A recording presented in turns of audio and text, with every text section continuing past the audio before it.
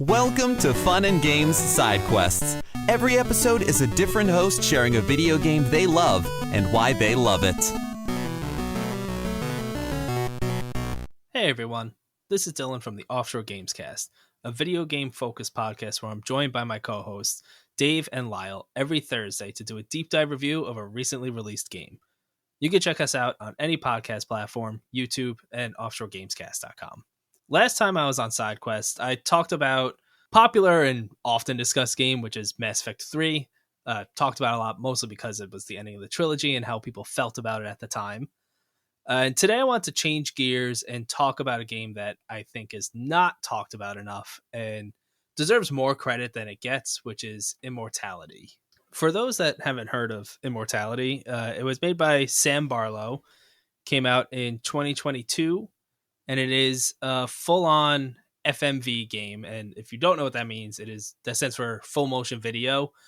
It is footage of real people, real actors, acting out this entire game, acting out their characters.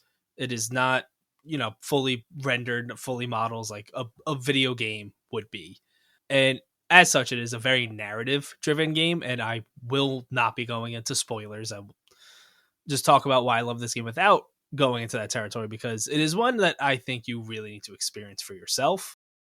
And it does have some puzzle game aspects to it. So the setup for this game is that there is an actress, Marissa Marcel, and she has gone missing. She was an upcoming film star who did a few movies and suddenly disappeared. She just kind of fell off the face of the planet and no one knows where she is.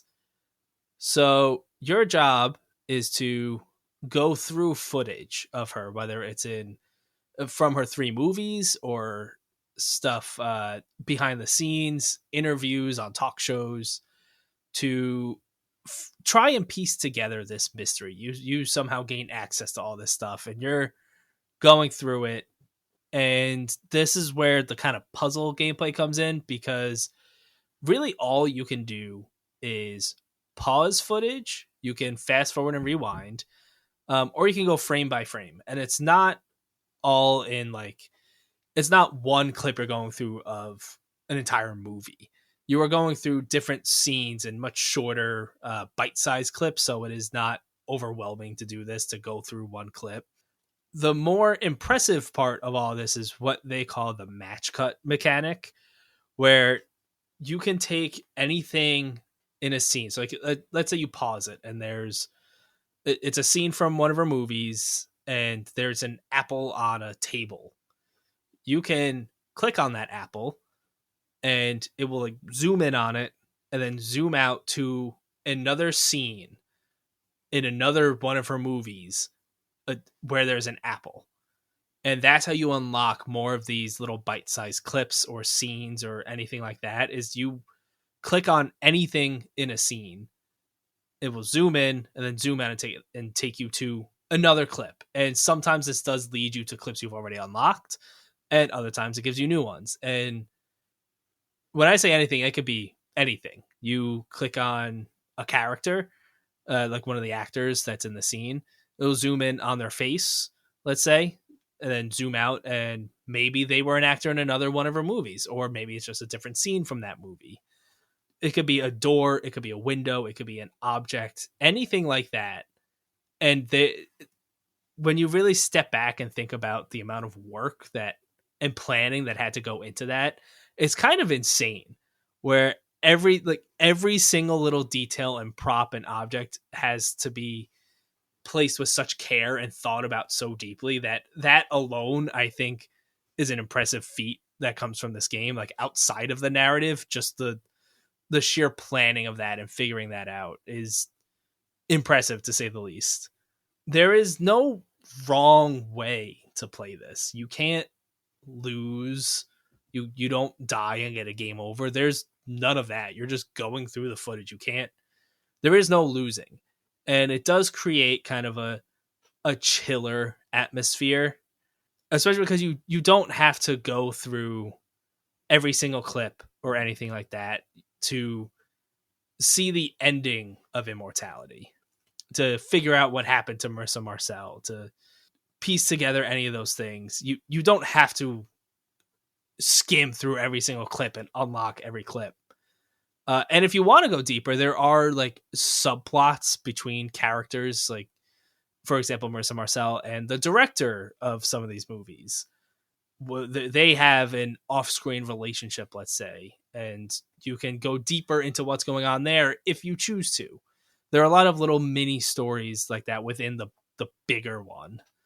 And I do want to shout out Manon Gage, who plays Marissa Marcel. She does an excellent job with this, and it is hard to pull off because there's a lot going on here that I will not get into, but we'll mention in a second, that I can only imagine is very challenging as an actor.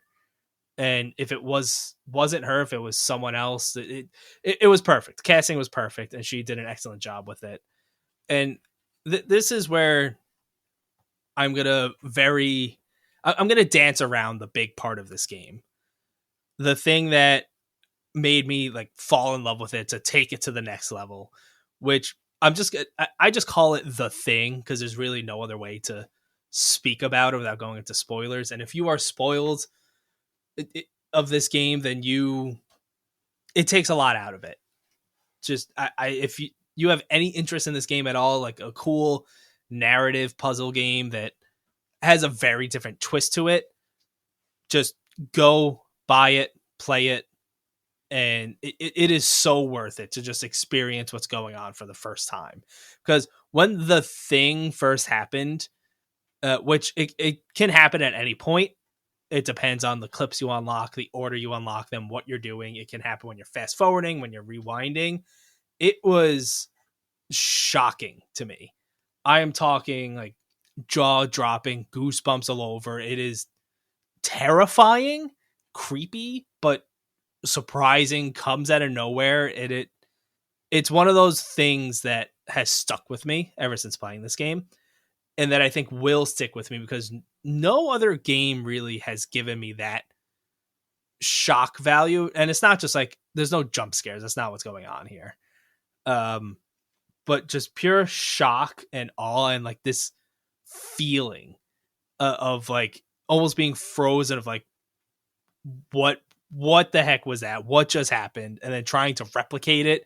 And then that's when the mystery of things start to really come together and get pieced together. But it is that feeling of first seeing it that has stuck with me the most. And then the mystery from there is very cool, and piecing it together, especially once you start to see what's happening.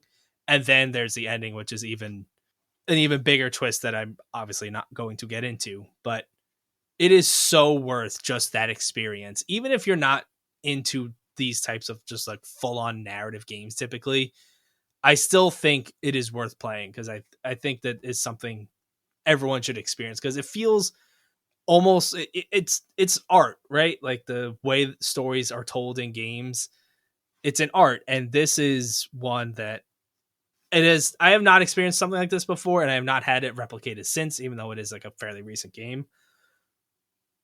And I can't rave about it. Like I want more people to play this game just to talk about that moment with them, just to talk about that feeling. Because if there are other games that do that, I would love to know them.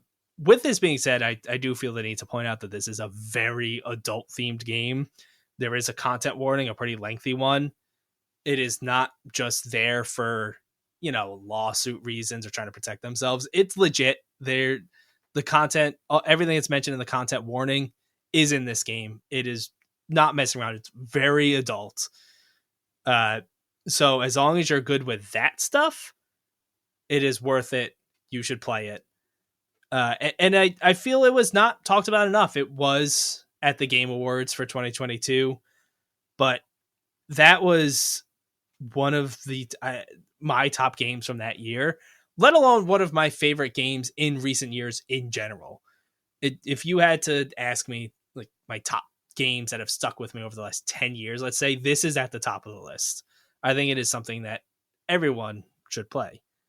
With that being said, thank you to Matt for having me on again. This is a lot of fun. I love being able to just rant and rave about some of my favorite games.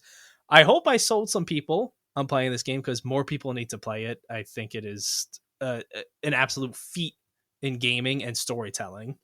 And as always, to everyone that is listening, happy gaming.